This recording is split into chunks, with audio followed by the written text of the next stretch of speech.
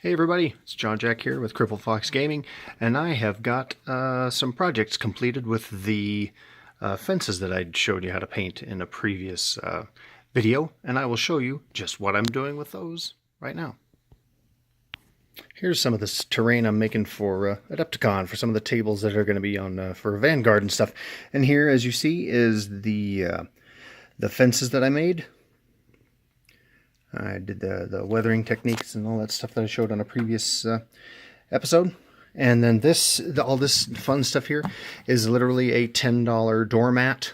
The Terrain Tutor has a really good video, and if at some point I can figure out how to get the URLs put on here to show you where the link is for that, I will do so.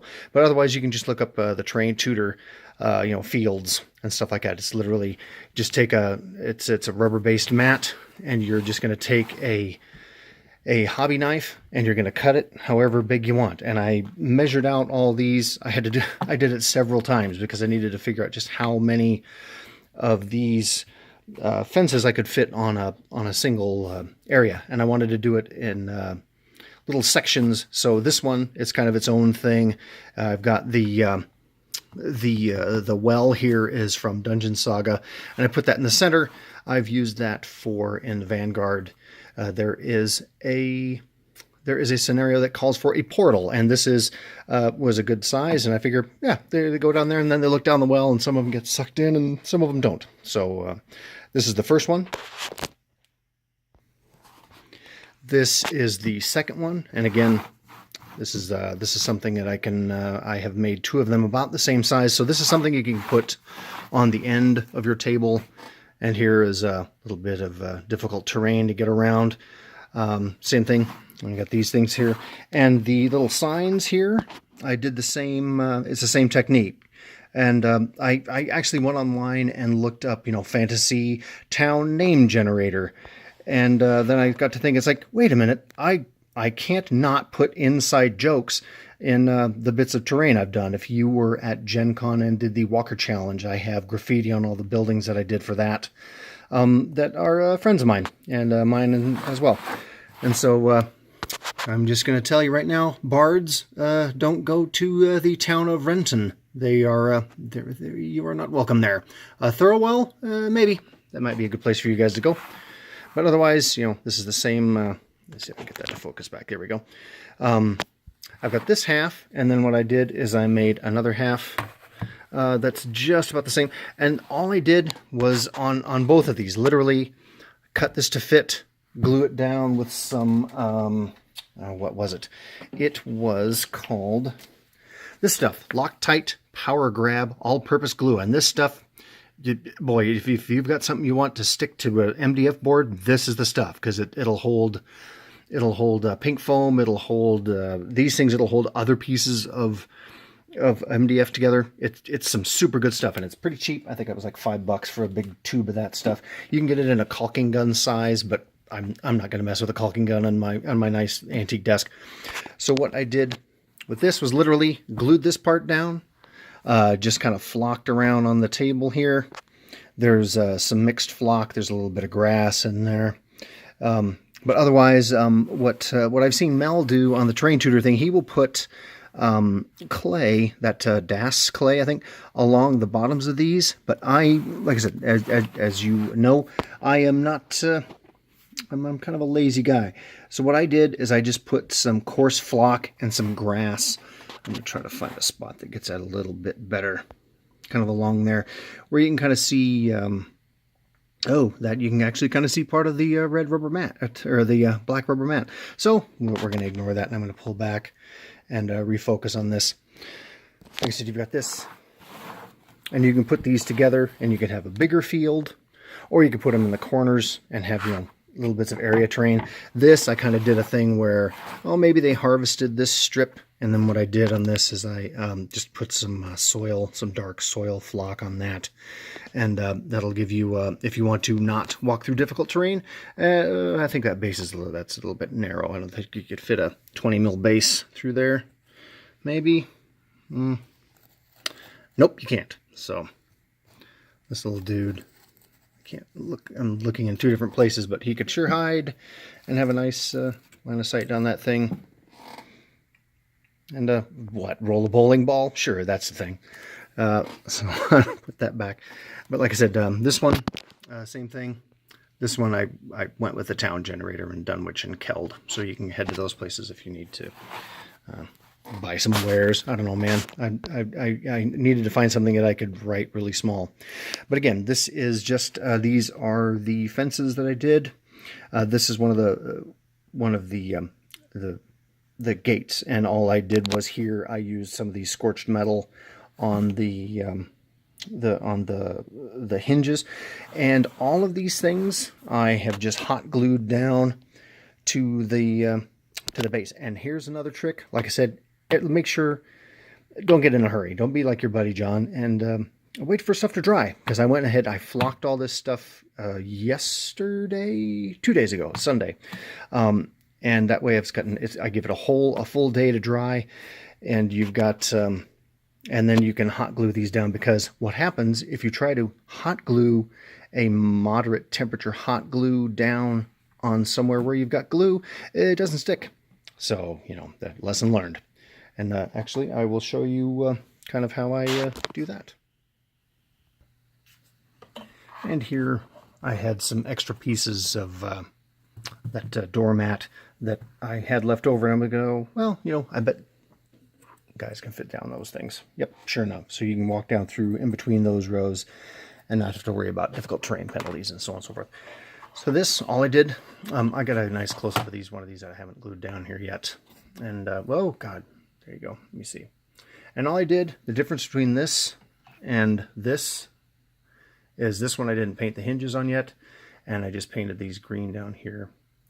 And then these are flocked down there, and the hinges are painted, and that's all. That's the only difference. Was that's why I didn't end up showing you at the end of the other the fence tutorial that I did, because it's literally just you do this, and you guys are, I'm sure 90% of you are adults, right?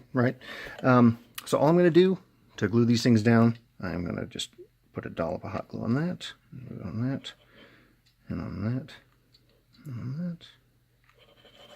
I'm just going to hold that down here, make sure I got the gate so it'll swing out, because, you know, we want that to actually be a thing. So, and just hold that down on there, and it will really grab, because it's got a nice porous surface to grab onto, and it's got the MDF underneath, which I think, I can't remember if these were the ones that I put the smooth side up or smooth side down, and had the kind of the cross-hatched sides up there. But that, you know, I'm not going to pick it up by that, but I'm sure that's going to stay. Same thing with this. I'm just going to go all the way around, and just, you know, like I said, you know, if I can get this done any quicker, I would. And like I also, you know, the moderate temperature hot glue, I'll go back and pull those little threads off there, because nobody wants those dumb things on there. But mostly it's just, you know, holding that down on there. And pretty sure that's set, but I'm going to hold on to it for a few more seconds just to make sure it holds on. And the good thing about you know, moderate temperature hot glue, if you get it on your fingers, you won't walk away with welts, which I really like, because sometimes I forget things. So same thing with this. I'm just going to hot glue these on there. The only thing is these little threads get a little bit hinky, which I wasn't aware that I was watching The Walking Dead the other day, and they were talking about making spider webs, and they go, oh yeah, a lot of those are hot glue, and I, oh, that's right, I'd heard about that technique, but it's not something I would want to do, because it was all over an entire building. And I said, yeah, that's why I'm doing small stuff, I bet. Yeah, sure, that's it. Yeah, keep telling yourself that.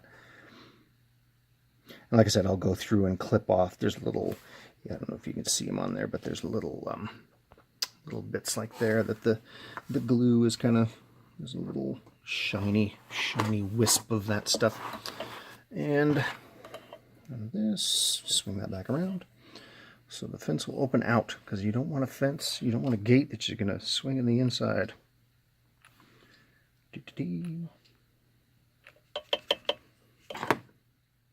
I'm going to put that down there. And then I haven't gotten any more signs painted up for these corners. The reason I had those signs on those other corners was there was kind of an open area, and I was like, well, that doesn't look, that's not aesthetically pleasing, and I can make some really fun inside jokes with my other, the destinations on the tabletop. So this is literally all you have to do once these are painted up. Like I said, make sure everything's dry. Give it a good day to dry, unless you're in a real hurry, in which case, why didn't you start sooner? That's what I always have been told. But there you go. And this, like I said, this one will fit these other ones as well. And if you want to, you could make a great big modular kind of field like this. If you had like one in the middle where you had nothing but this. I think this is 11 by, well, heck, I can't guess. No, not like I've got this here. It is, because these fences are about 6 inches, I think. Yeah, 6 inches. So this is probably 7.5 by 12, because 6 and 6 is 12. That's math. So, you know, cut a big chunk of this. You know, if you go out and, you know, a $10 doormat, and I've gotten 1, 2, 3, 4, and then I've got 3 other ones, so 7 pieces of terrain out of it. It's pretty good. And, you know, you can get them on sale at Home Depot, or if you can go, you know, someone who's just throwing them out. Oh, hey, even better. And some of these other stuff, I've got some other bits of terrain I've used, and you can paint these. They take paint really well. I literally just took a green rattle can of spray paint and just, and hey presto, you've got a little brush here, a little thing here, and I'm going to fill all this in along the bottom of there. But, you know, different colors, and I've got some little bits of stuff that I got at Michael's on super cheap sale, and this is, you know, this is like $2 a piece, and there's little, you know, little fronds that you can maybe stick in there. I don't know if I can get on that. Yeah, and you can stick these in there and add some color to these, and you'll get that full up with stuff. You know, maybe I'll do that for the for something else, and I will hopefully. You know, I've got plenty of time to do it. But other than that, you know, we're back to getting these all put together.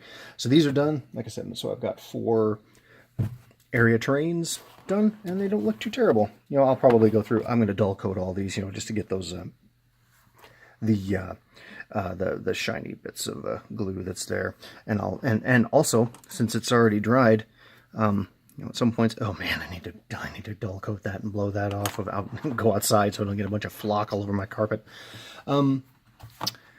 You can, you know, like I said, you know, this area, like I said, if I find the link to the Terrain Tutors, how to do this, he has a really good, you know, how the way he cuts them, and also how to make little haystacks out of coconut husk, like stuff that you get, that you plant plants in. So, you know, this is all this stuff done, and so that's going to be it for this. You know, thanks for watching. Like and subscribe. You know, tell your friends, tell your family, and I hope to see you seeing my stuff at Adepticon. Thanks, you guys.